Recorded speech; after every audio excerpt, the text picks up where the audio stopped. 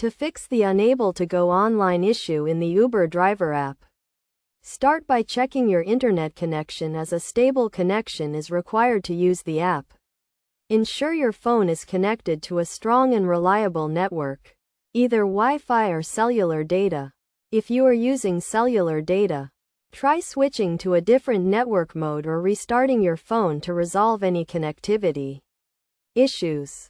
Next, check the Uber app for any updates, as an outdated version may cause issues with going online.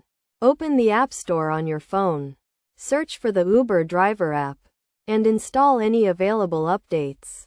After updating, restart the app and try going online again. Another common issue is incorrect login credentials or account status. Verify that you are using the correct username and password to log into the app.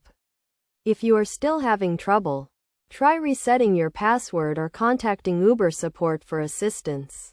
Additionally, ensure that your account is active and not suspended, as this can also prevent you from going online. Location services and GPS are also crucial for the Uber driver app to function properly. Ensure that location services are enabled on your phone and that the app has permission to access your location. You can do this by going to your phone settings, selecting location services, and ensuring that the Uber driver app is allowed to access your location. If none of the above steps resolve the issue, try restarting the app or your phone. Sometimes, a simple restart can resolve connectivity or software issues.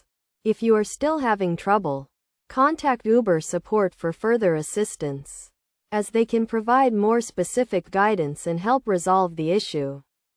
By following these steps, you should be able to resolve the unable to go online issue in the Uber driver app and get back to work. Remember to always keep your app up to date and ensure a stable internet connection to avoid any issues in the future.